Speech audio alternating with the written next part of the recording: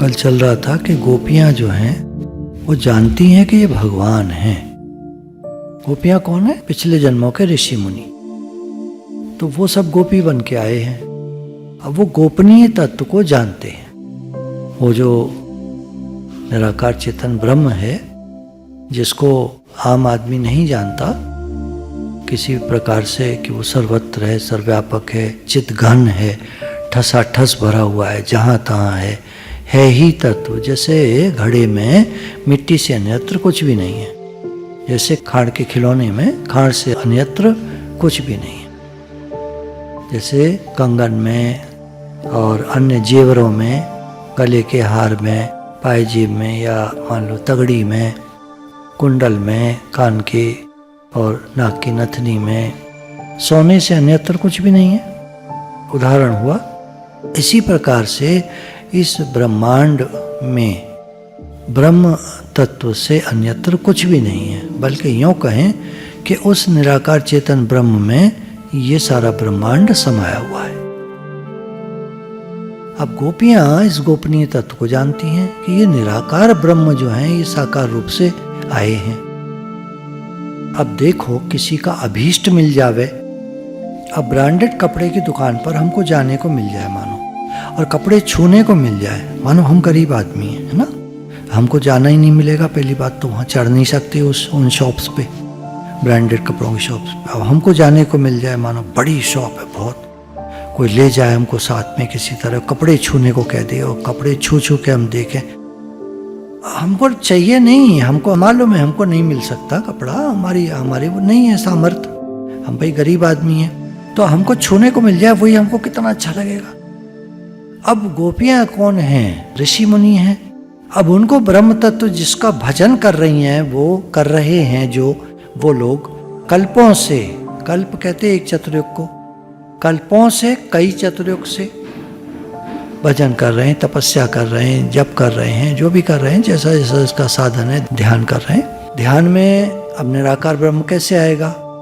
तो वो जब आए हैं अवतरित होकर के, साकार रूप सगुण रूप धारण करके, अब उनको छूने को मिल जाए। भाई सामर्थ्य नहीं है हमारी, किसी की सामर्थ्य नहीं है हम भगवान को छू सकें, तो अब मिल जाए मानो, कोई हो जो छुलवा दे, जैसे कोई हमको ले जाए कपड़ा छुलवा दे, तो वही हमको बहुत अच्छा लग जाएगा। मिले ना मिले कपड़ा, कौन वो मालूम है हमको नहीं। तो गोपियों को जो आनंद आता है, अपने को सौभाग्यशाली समझने लगती हैं। भगवान को कतई अहंकार पसंद नहीं है। अब हमको ये हो जाए कि भाई मैं देखो इस शॉप पे आकर और ये कपड़े छू रहा हूँ, तो अब जो लेकर आए हैं हमको, उनको नहीं अच्छा लगेगा। लेकर मैं आया हूँ, हैं, कपड़े मैं छुलवा रहा हूँ, तुम कपड़े छू करके अहंकार कर रहे हो कि मैं कपड़े छू रहा हूँ। उदाहरण ले रहे हैं, इतना बढ़िया नहीं बैठेगा, बात को समझना है। तो भगवान को बुरा लगा, भगवान अंतर्धान हो गए। राधा रानी को और जरा अहंकार हुआ कि मैं अकेली इनके साथ हूं, बाकी सब छोड़ आए सबको, तो उनको भी छोड़ दिया, अंतर्धान हो गए। अब गोपियां आगे चलती हैं तो उनको लगता है कहीं उनके कांटे न चुभ जाए, आगे अंधेरा है, झाड़ियां घनी हैं। अब वो हम चल रहे हैं तो वो भी आगे चल रही होंगी, तो वो लौट पड़ी। अब जो चीज़ जहाँ से खोई है वहीं तो मिलेगी, लेकिन सुध बुध खोई हुई है, तो यमुना पुलिन पे आ गई कि यहाँ मिलेंगे जरूर, क्योंकि यहाँ बुलाया था उन्होंने। अब वहाँ थोड़े ही हैं, वो तो चले गए आगे जंगल में। लेकिन उनका प्रेम देखो, तो प्रेम ही तो प्रकट कर लेता है। अब गोपियों ने इतना ज़्यादा प्रेम था भगवान से कि उनकी इंद्रियां जो थीं वो वशीभूत थीं, उनके वशीकरण कर रखा था, इतना सुरक्षित कर रखा था इंद्रियों को कि भगवान के अलावा न किसी को देखें, न किसी की बात सुने, मुरली सुने तो उनकी सुने, देखें तो उनको देखें, गाय चराते देखें, लौटते देखें, धूल में उनके बाल अटे हुए हैं, धूल ही धूल भरी है सारे चेहरे पे, शरीर पर, उनको देखें, उनको निहारें और अपने जीवन को धन्य करें। जिनका हम भजन करते रहे युगों युगों, आज वो हमारे समक्ष अनेक रूपों में प्रकट है। जानती थी। अब आ जाओ दूसरी तरफ, जब प्रकट करने की बात आई कि भाई इस ब्रह्म को प्रकट कर दो, निराकार साकार होकर आया है, इसको प्रकट कर दो, तो उन्होंने उल्टा कहना शुरू कर दिया, ये छोकरा ये तो चोर है, ये है वो है, ये है वो, बड़े पर्दे पे पर्दा डाल दिया। वैसे ही मनुष्य रूप में आए हैं वो, एक पर्दा पड़ गया। दूसरा पर्दा ये डाल दिया कि भाई ये तो चोर है, फलाना है, दिमागा है, उनके लिए तरह तरह की बात करना, उन पर तरह तरह के इल्ज़ाम लगाना। माटी खाई है इसने, शिकायत कर दी, तो इस तरह की शिकायतें करना, ये हमारा मटकी फोड़ाया है, हमारा फलाना कराया। तो कंस के सामने पर्दा डाल दिया बिल्कुल। अरे तो साधारण बालक क्या है, तो बिल्कुल चोर चकार है, बचा दिया। भगवान अगर साकार रूप में हमारे सामने आ जाएं तो हम लोग क्या करेंगे बताओ, आप बताओ। सबसे पहले तो घर मांगेंगे, पैसा मांगेंगे, बेटा बेटी मांगेंगे, भे भगवान आयो दो। मैं दूसरी तरह का उदाहरण ले रहा हूँ, गोपियों वाला थोड़ी ले रहा हूँ। भगवान आएंगे उनके सामने तो क्या करेंगी, वो छू के देखेंगी। और हम क्या करेंगे, हम बेटा बेटी मांगेंगे, हम घर मांगेंगे, धन पदार्थ मांगेंगे, हम ये करेंगे। हम लोग गृहस्थी लोग हैं, हमारी खोपड़ी उल्टी है, बुद्धि चट हो गई है, हमारी घिस गई है, बेकार हो गई है। हम वो चीज़ मांगेंगे जो खत्म होने वाली, मरने वाली, जाने वाली, छूटने वाली, हम वो चीज़ें मांगेंगे। उन्होंने भगवान से भगवान को मांगा, भगवान आप मिलो। तब तक तो फोटो देखती थी हम, अब हम फोटो नहीं देखते। अब हम आप मिल गए हो तो हम फोटो का क्या करना। जब भगवान ने कहा घर चली जाओ तो हम फोटो का क्या करना। हम फोटो में अटके पड़े हैं हम लोग, जैसे समझ की कमी है ना।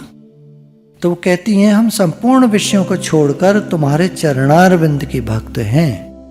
हे नाथ आप हमें मिलो, आप कहाँ अंतर्धान हो गए, आप हमें मिलो, हमें सिर्फ आपकी कामना है। और सारे संसार संपूर्ण कामनाओं का परित्याग कर दिया हमने आपके लिए, हमें कुछ नहीं चाहिए। भगवान आप कहाँ चले गए, आप प्रकट होइए। तो विषय का परित्याग करने वाली, कामना का परित्याग करने वाली गोपी, और केवल श्री कृष्ण की ईश्वरता को छिपाने वाली, गोपन करने वाली गोपी, श्री कृष्ण की ईश्वरता को छिपाने वाली गोपी, गोपनीय तत्व को जानने वाली और उसको छिपाने वाली गोपी।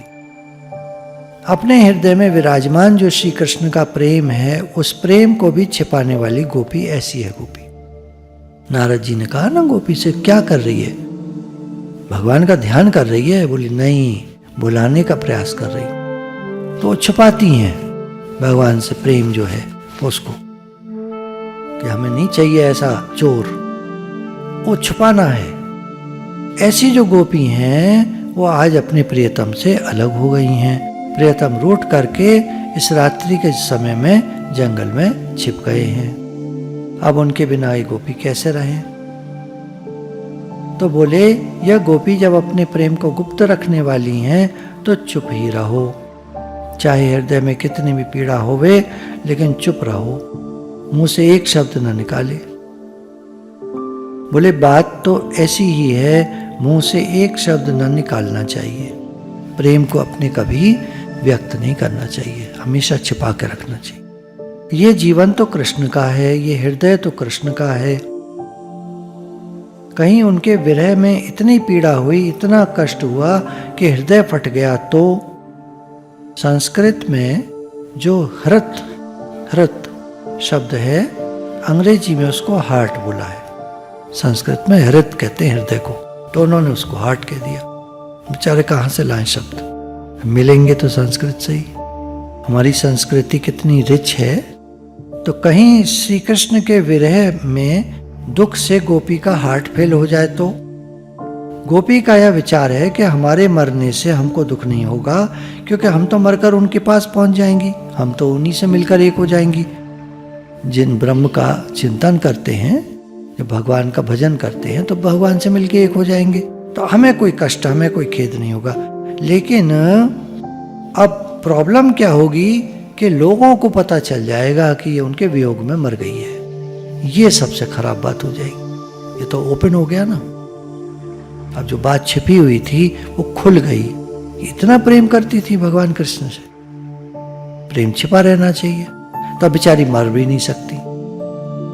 भगवान विरह देके अंतर ध्यान हो गए हैं, गायब हो गए हैं, तो अब वो मर भी नहीं सकती। अब जी भी ना सके, मर भी ना सके। प्रेम में ये हाल हो जाता है। ना आदमी जी सकता ना मर सकता। एक सास ने अपनी बहू से कहा, अरे बहू, जब श्री कृष्ण गाय चराकर लौटते हैं ना तो तू छज्जे पर मत जाया कर, उसको मत देखा कर। वह बोली, बहुत बढ़िया सास जी, लेकिन कल जब आपको हमको कोई आज्ञा देनी हो तो शायद आप हमको पहचान न सकें, तो कैसे आज्ञा दें मैं बता देती हूँ।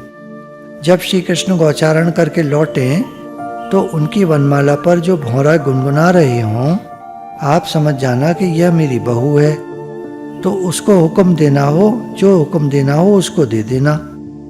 मैं श्री कृष्ण के बिना जिंदा नहीं रह सकती, मर जाऊंगी और मर के भंवरा बन जाऊंगी और फिर उनकी वनमाला पे जाके बैठ जाऊंगी, अब आप रोक लेना। तो क्या कह दिया उसने कि मैं उनके विरह में मर जाऊंगी, ऐसा मत बोलो आप, छज्जे पे जाकर उनके मत देखा कर। इतनी बड़ी बात बता दी उसने, कहानी सुना दी पूरी। तो जब मैं मर जाऊंगी तो श्री कृष्ण की वनमाला की भंवरी बनकर तभी आऊंगी।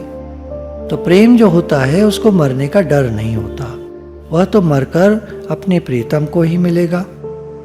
परंतु गोपियों का ख्याल अब क्या है इस समय कि अगर हम श्री कृष्ण के विरह में मर गईं तो श्री कृष्ण के पास समाचार पहुंचे वो तो ठीक है, पर ये जो बात पहुंचेगी गांव में कि उनके विरह में फलाने गोविंदा गोप की बेटी मर गई, जब मालूम पड़ेगा तो उनको बड़ा दुख होगा कि हमारी प्रेमिका, हमारी गोपी हमारे लिए मर गई। तो मरने से बचने का उपाय क्या है? मतलब भगवान कृष्ण को दुख होगा। जब किसी सरोवर में लबालब पानी भर जाए और ऐसा मालूम हो कि अब तो यह तट को तोड़कर बाहर बहने लगेगा, पानी बाहर आ जाएगा, तो उसमें जो पानी जहाँ से आ रहा होता है उसको बंद कर देते थोड़े टाइम के लिए, ताकि उसका पानी रिस करके धरती में समा जाए, तो फिर छोड़ देंगे उसमें, तब सरोवर बचेगा। और नहीं तो वो चारों तरफ पानी फैल जाएगा, वो सरोवर नहीं रहेगा, वो तो तालाब टाइप का वैसा हो जाएगा, गंदा पानी हो जाएगा। इसलिए जरूरी है कि थोड़ा पानी बहा दिया जाए, ये उसका पानी कहीं और निकाल दिया जाए। एक ये तरीका है, या तो पानी आना रोक दिया जाए, और नहीं रोक सकते तो उसके पानी को नाली काटकर कहीं और निकाल दिया जाए ताकि वो सरोवर फट न जाए। हृदय में जो पीड़ा है उसको निकालने का यही उपाय है कि उसको अपने हृदय में से बोल करके बाहर निकाल दिया जाए। इसलिए जब हृदय में क्षोभ होवे तब थोड़ा ऊटपटांग बोल देने से, अपने दिल की बात जाहिर कर देने से हृदय को थोड़ा आश्वासन मिलता है, थोड़ा ढांढस बनता है। इस दृष्टि से गोपियों ने यह संगीत प्रारंभ किया, गोपी गीत। वैसे तो अपनी बात को नहीं कहना था, पर कहीं हृदय फट न जाए तो लोगों को पता चल जाएगा ये मर गई, किस लिए मरी है, कृष्ण के लिए मरी है, तो और खराब बात हो जाएगी। तो ये नहीं होना चाहिए। तो उन्होंने अपने हृदय के भावों को इस गीत के द्वारा अभिव्यक्त किया। प्रेम को ज्यादा रोक दिया जाए तो भी मुश्किल हो जाती है, तो फिर अपनी बात को कह देने में थोड़ा सा भला है। जैसे सरोवर का थोड़ा सा पानी निकाल देने में उस सरोवर का भला है, कहीं वो फट न जाए, पानी उसका इधर उधर न फैल जाए, तो थोड़ा नाली बना के निकाल दो। तो ऐसे इन्होंने गोपी गीत के द्वारा अपने हृदय की वेदना को प्रकट किया है। आप शायद जानते हो, ब्रजभूमि में इतने प्रेमी लोग होते हैं कि पढ़ा लिखा आदमी है नहीं, हस्ताक्षर कर न सके, लेकिन महाराज ऐसी कविता उसके मुंह से निकलती है, ऐसा रसिया गाता है, जो सुख बरस रहो बरसाने, सो सुख बैकुंठहु नाए। यह किसी महाकवि की रचना थोड़ी ही है, यह तो ब्रज के गांव के जो गंवार हैं ना, उन लोगों की रचना है। जब हृदय में प्रेम होता है तब बोली में अपने आप ही कविता, अपने आप ही संगीत आ जाता है। महाराज ब्रज के जो लोग हैं वे कभी भारतनाट्यम नहीं सीखते, न कथकली और न असमिया मणिपुरी नृत्य। अरे वहाँ तो जो बच्चे बच्चे हैं वो कमर पर हाथ रखकर और एक हाथ उठाकर कदम तेरे आ जाइयो करीरे काजरवारी गाते हैं।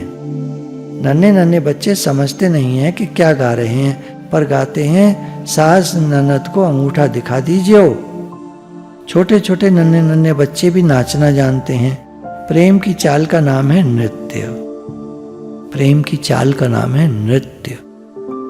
प्रेम में जब कोई वो चलता है ना तो ऐसा लगता है नाच रहा है। हम लोग तो प्रेम को वैसे कर देते ना, मतलब उस तरह के, कोई देखेगा तो क्या कहेगा, कोई देखेगा तो क्या कहेगा, तो हम तो बहुत संभल के, बहुत कायदे से अपने को संभाल करके, ना हम कुछ उठपटांग गा सकते, ना हम उठपटांग बोल सकते। तो प्रेम की अभिव्यक्ति नहीं करना वो और बात है, लेकिन हम जो प्रेम की अभिव्यक्ति नहीं करते हैं ना, वो शर्म के कारण। हम प्रेम के कारण थोड़ी करते हैं, वो प्रेम के कारण अभिव्यक्ति नहीं करती थी कि कहीं ये मैं अगर चाहूं तो चाहूं, तुम न मुझको चाहना जी, वरना मशहूर हो जाऊंगा मैं, तो ये गलत हो जाएगा। तो प्रेम की खातिर प्रेम को बचाते थे, हम शर्म की खातिर प्रेम को बचाते। कोई कुछ कह ना दे, कोई हमें देख ना ले, कोई क्या कहेगा, हम ये सोच सोच करके। और उनका था प्रेम प्रेम की खातिर, प्रेम पर आंच ना आए, उनको कोई कुछ कहे ना, उन पर उंगली ना उठे, उनको समझ ना जाए लोग कि पार ब्रह्म परमेश्वर हैं। एक कंस को मारने के लिए अवतरित हुए हैं, या बड़े बड़े काम साधु पुरुषों का उद्धार करने के लिए अवतरित हुए हैं, बड़े बड़े काम करने के लिए, तो कहीं ये बात बाहर ना हो जाए, छुपाती थी, गोपन करती। प्रेमी जब चलता है तो उसके पाँव में अपने आप ही नृत्य आ जाता है। प्रेमी जब बोलता है तो उसकी वाणी में अपने आप ही संगीत आ जाता है, कविता आ जाती है। जहां प्रेम होता है वहां सब मधुर ही मधुर, मीठा ही मीठा, आनंद ही आनंद दिखाई पड़ता है। अब देखो गोपियों को,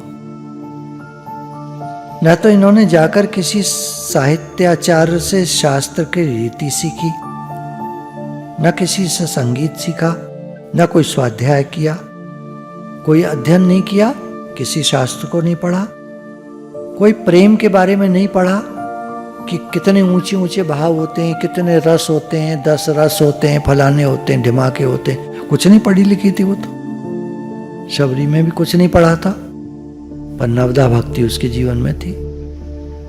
तो यह जो इनके हृदय में श्री कृष्ण के प्रति प्रेम है, वह कविता बनकर, संगीत बनकर, नृत्य बनकर, वही प्रेम का भाव प्रकट हो रहा है गोपी गीत में।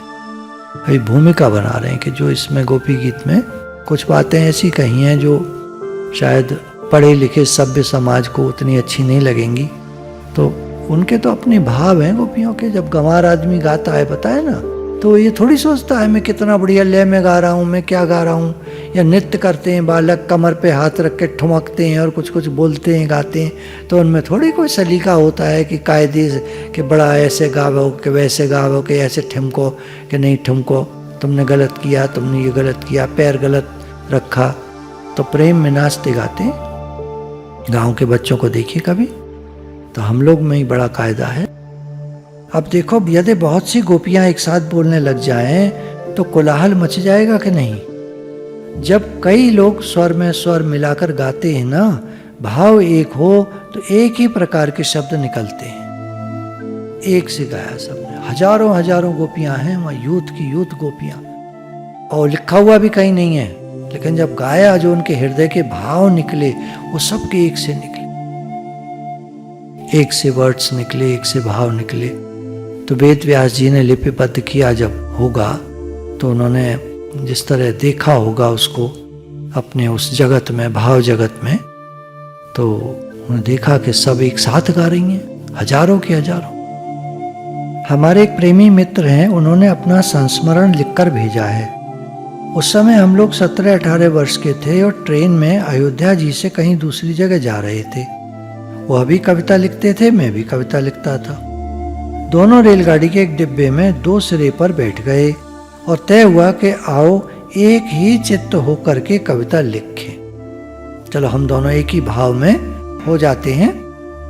अब उन भावों को कविताबद्ध करें, मतलब लिपिबद्ध करें, कविता को, अपने भावों को लिखना है। और एक ही भाव है हम दोनों के, चलो अब लिखते हैं बैठकर। तो एक उधर बैठ गया डिब्बे में, एक इधर बैठ गया डिब्बे में। कविता नई लिखनी थी, पुरानी नहीं कोई। जब दोनों ने लिखकर मिलाई तो दोनों कविता एक सी थी। दोनों ने बिल्कुल एक ही बात लिखी थी। कहने का अभिप्राय यह है कि जहां 2 आदमियों का मन एक हो जाए, एक विषय एक विषयाकार हो जाए, एक स्तर पर पहुंच जाए, वहाँ दोनों के भाव समान हो जाते हैं, दोनों के शब्दों का चुनाव भी एक ही हो जाता है। और ये जो गोपियां हैं उनके प्रेम के विषय हैं श्री कृष्ण। सबका जो भाव है वह भी एक है। पहले तो जरा भाव अलग अलग हो गया था, जब भगवान मिले थे तो सबको आ गया था अहम। तो किसी को तो सुंदरता का आया था, किसी को अपनी किसी और बात का आया था, किसी को किसी और बात का आया था, सबको अभिमान अलग अलग आया था। देखिए, है ना, विषयाकार मन होता है तो उसमें अलग अलग भाव हो जाते हैं। और जब तदाकार होता है, जैसे आप चाहो, जैसे आप कहो, आप और हम एक हैं, भगवान से जब एकता हुई या विरह हुआ तो विरह में एकता हो गई, भगवान की तरफ सबका ध्यान हो गया, तो सबके भाव एक से निकले। ये कहना चाह रहे हैं। एक सी कविता बताए ना, जब ये तय हुआ कि ये भाव लेकर कविता लिखनी है, भगवान अंतर्धान हुए, उस समय अलग अलग तो भाव आया, लेकिन अब विरह की पीड़ा जब पहुंची तो सब यही चाहने लगी कि वह श्याम सुंदर जिनके मुखारविंद से शीतल चांदनी छटकती है, जल्दी से जल्दी हमारी आंखों के सामने आ जाएं तो हमारे हृदय की ताप बुझे। तो सबका भाव एक, सबका मन एक, सबका स्वर एक, सबकी कविता एक, सबकी शब्दावली एक। गुरु भगवान के शुक्र।